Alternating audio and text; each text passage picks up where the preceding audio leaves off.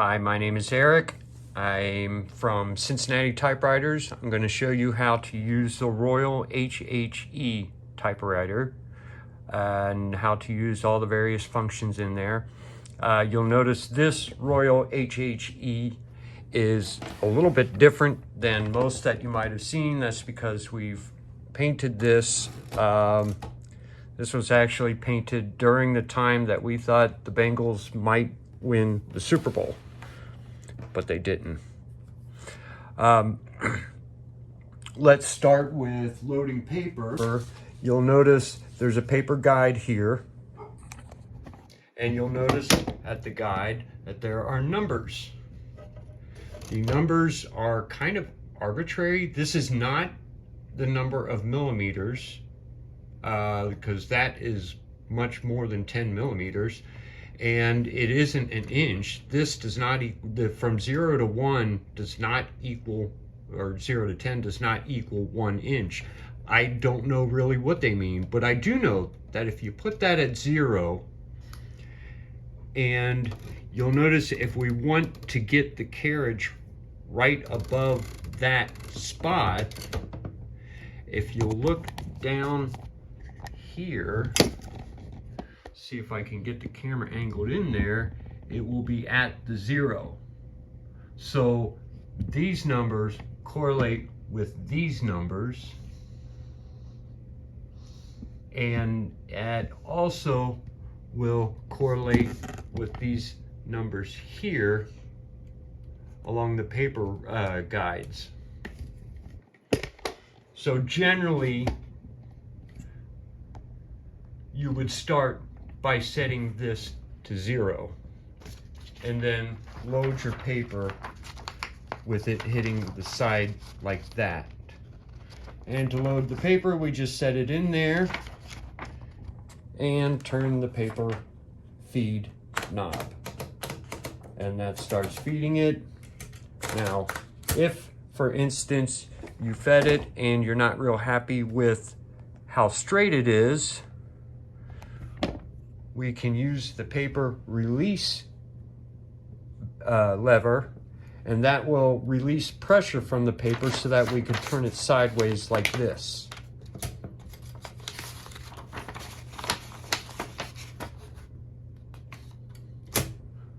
But I was happy with it, and now we'll put that paper release lever back in its normal position. Now, this is you might call it the return carriage lever. You might also call it the line space lever, because not only does it move the carriage back to its home position, but it also advances the paper one line,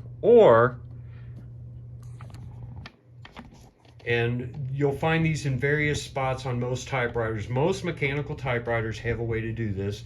If I change this a little bit, if I advance it one notch up, then it gives me 2 lines. So if we go back to 1 line and we type something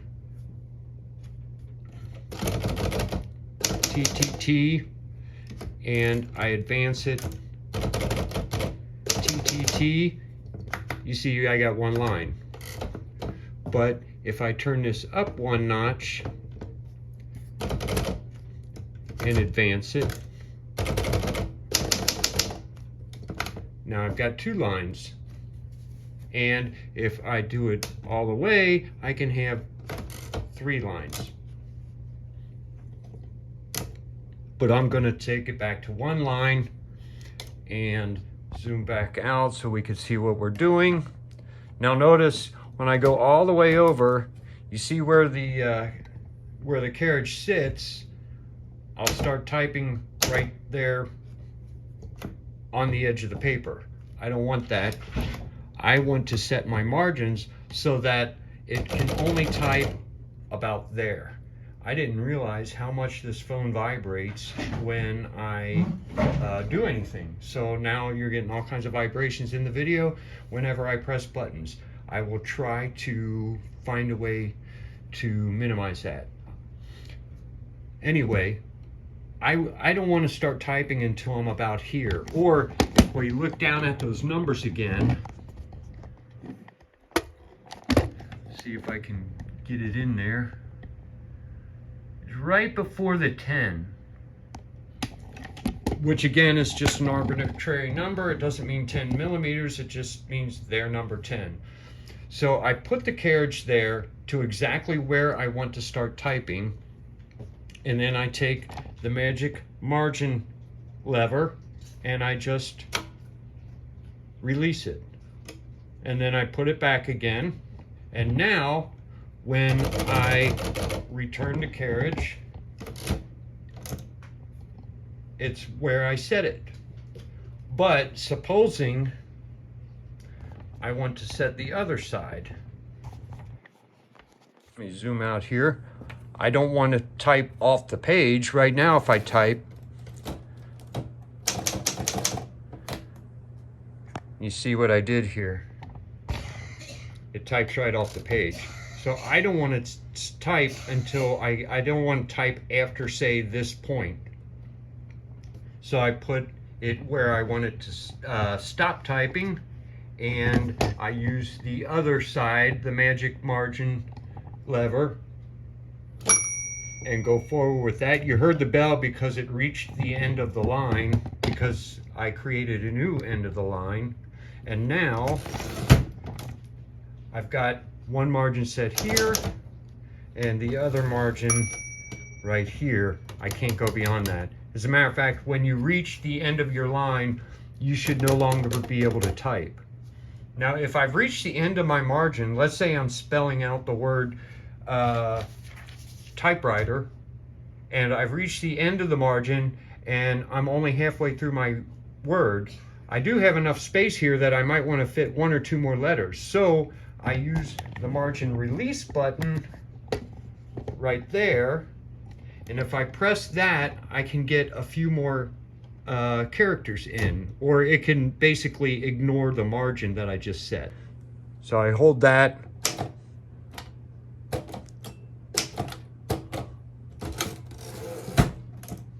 and that will release margins.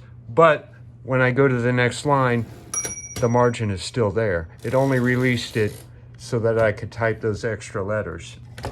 Now there is one more part of this upper carriage function that I did want to show you, and that is the line spacing release lever. By the way, to move the carriage back and forth, you can either hold this down or you can hold this down. Either one works. But let's say I'm not typing on a blank piece of paper.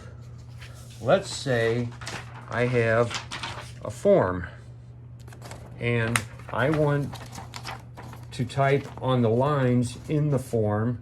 So I go ahead and load my form up.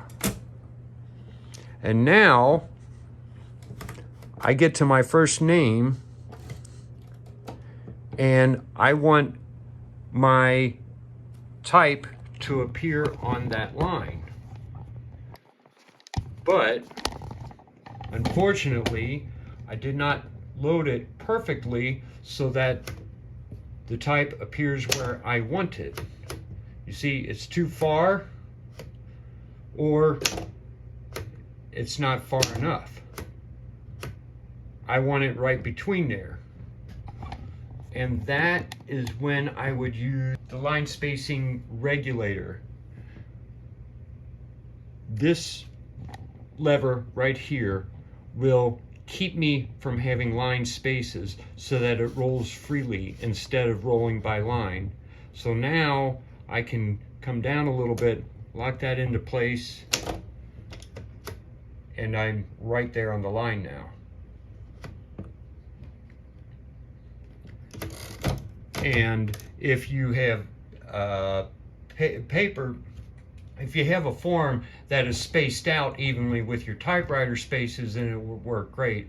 But generally, forms aren't exactly spaced out with whatever typewriter you're using, so we have to maybe even keep it up the whole time. But you can type with it on and just move up and down. And as a matter of fact, even if you have this lever released so that you're no longer using line spaces, you can still use this and it will still go up one line or again 3 lines. But the one reason you wouldn't do that is because, let's say I type something and then I go down a few lines and then I realize, oh, I messed something up here. Sorry. I need to go back to my space and maybe cross those out. You see it lines up perfectly. But if I have the line spacing lever released, now I come here and I type some things and then I come down here and do some more things, but I decide, oh, I want to go back up there. I can get it to about where it was, but not quite exactly. You see the difference? I didn't hit that T exactly the way I hit those Ys. So that's pretty much all that's going on up there by the, oh, by the way, the margin, I showed you how to set the margins, but you might want to change those often. And if so, you don't have to necessarily get the carriage to where you want it and then press the button. What you can do is just hold this down and move it wherever you want it. And I want it right here. So once I get it there, then I let go of this. Now that's the new margin.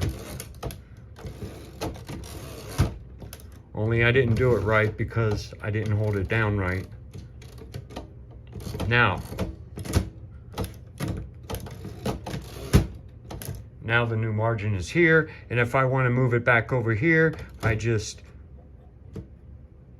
release the margin setting, slide it back to where I want it, and then let go. And now the margin is there. Now on to the keyboard. First of all, we got a couple settings, and on this particular HHE, when I painted it, I accidentally painted it backwards. You see black, red, and sometimes this will be white, but often it's just blank. If I want black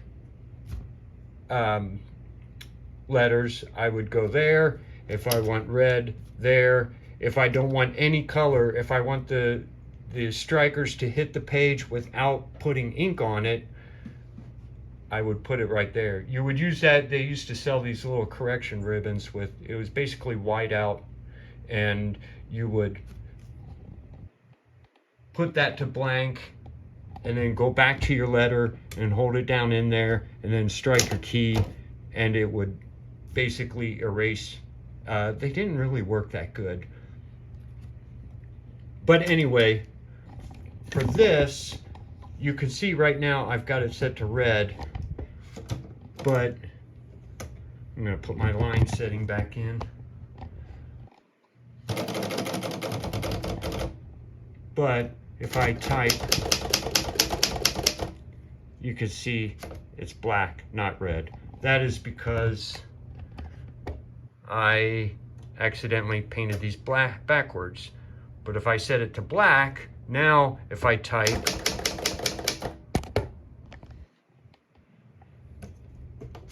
you can see I've got red letters.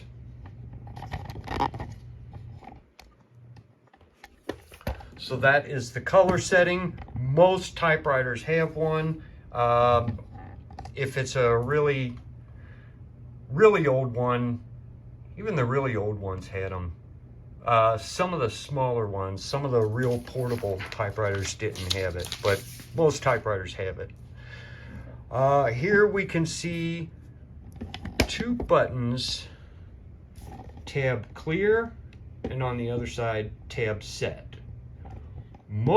And of course, this is your tab button. Most people use the tab settings to indent paragraphs, for example. So if we take this out, now let's put a blank sheet in.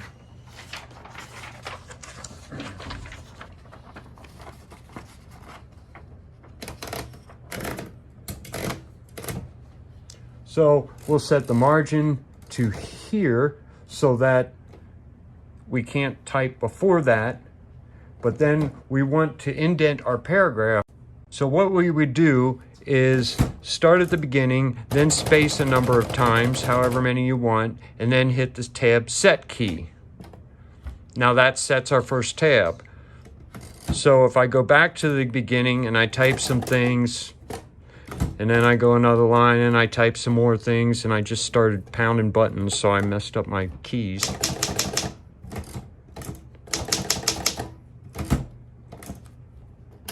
Put that back to black ink. And then I get to a new paragraph.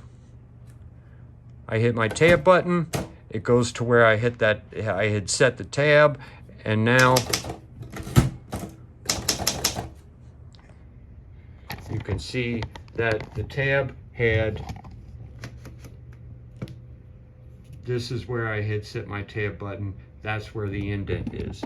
Now, but tabs can do a lot more than that, and they are pretty neat. If you wanted to make columns, so for example, if we were making some kind of list, I would take first name, then I would go to my tab, last name. I had already set that other tab. Now I'm going to set a third one, or a second one, and call that age. I'm going to go back some more, set another one, and call that sex.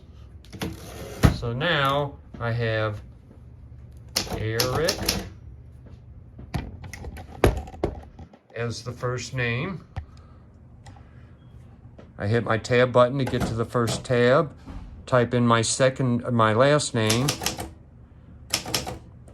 hit tab again, age, say mid-30s, and sex, male, and nothing other than male. Now I'm going to put my wife's name, wife's first name. Here I've already hit the second tab, but that's all right.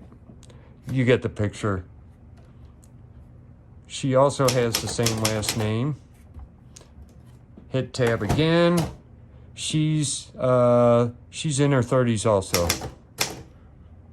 And tab again. Female. And I've misspelled all kinds of things here, but you can see what happened. I've got a list. And that is how you use tabs. Now, if I decide I don't like that first tab, I can go there, hit the tab clear button, and that will get rid of the first tab. So now, if I hit the tab button, it goes all the way to the second tab. The other parts of this include shift and shift lock. And they do the same things that they do on your computer. Gives you capital letters, gives you a few extra characters. Notice that there's no 1 and there's no exclamation point. And in place of that, we have a backspace, and it does exactly what you would think it would do. It carries the carriage back 1 space. And that is everything you could possibly want to know about the Royal HHE Typewriter. Unless you decide you're brave enough to change the ink.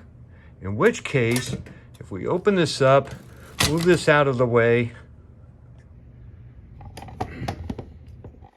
Now Royal has an unusual ribbon system, not like most of the other ribbon systems. The spools are specially made. You can't just use any spools. Now, you'll notice the black ribbon always goes on top, red ribbon generally goes on the bottom, and that is because most people type most of their stuff with the black ribbon. And if you watch closely, you can see that the ribbon goes up just a hair when I'm typing. But when I turn this to red and I want to type in red, now it has to go up a lot further. It's not that big a deal. It's just that raising up higher is more work for the typewriter, and the less movement, the better. Especially when it comes to as these spools wind, you'll notice this is how, on the Royal, this is how the spools advance, is by the carriage moving. Now,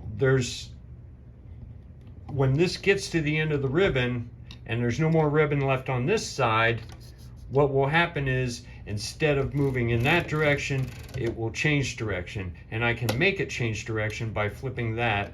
And now you can see it's going the other way. I'll flip it again and it'll go back this way. So your ribbon goes back and forth, and you'll notice over, say, a year or a month, the print will get lighter and lighter and lighter until you decide, all right, I want to change my ribbons.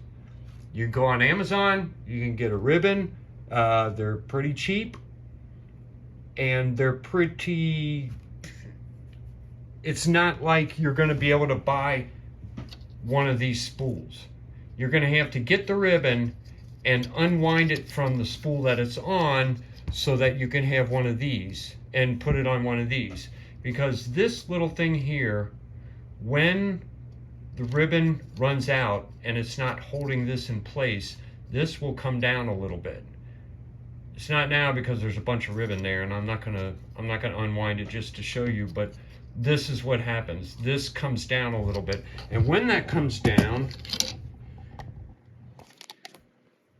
see if I can, it triggers this. And if you trigger that while the carriage is moving, what it does is it changes this so that it switches direction, and you can see a little spool down in there that moves when we do this. It just goes from one gear to another one, and that's how it changes direction. But if you don't have a special spool with this little tab that lowers down when you get to the end of the spool, then it won't happen. It'll never switch directions. It'll just keep getting tighter and tighter, and then your letters will start getting real hard to see within, say, just a sentence or so, and then you'll get mad and you'll throw the ribbon out and say it was no good. But it was good. You just have to have it on these special spools made by Royal. They also have it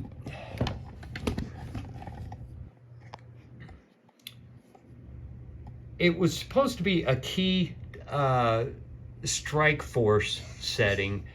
I never did think that they worked real well. If we turned it up or down, it would change how hard the keys strike the paper. So we turn it down and it strikes it less hard. So that if you're one of those people who don't like to use a lot of force when they're hitting their keys, because things like carpal tunnel syndrome, you don't want to, you want to just kind of go like this, the lower setting would work better. But sometimes you would have a harder time making darker letters, theoretically. I've never seen these settings make a whole lot of difference. I don't know why they're on there. They're on almost every typewriter. It does make a little bit of difference, but not enough to really notice. But then again, maybe if I were typing all day on a typewriter, maybe I would notice that difference. It could be just because I don't use a typewriter all day. I use a computer like everyone else. But if I had to type an entire novel on this typewriter, then maybe that would make a difference. Well, I hope you learned something, and when it's time to buy a typewriter, I hope you will take Cincinnati typewriters into consideration and buy one for me.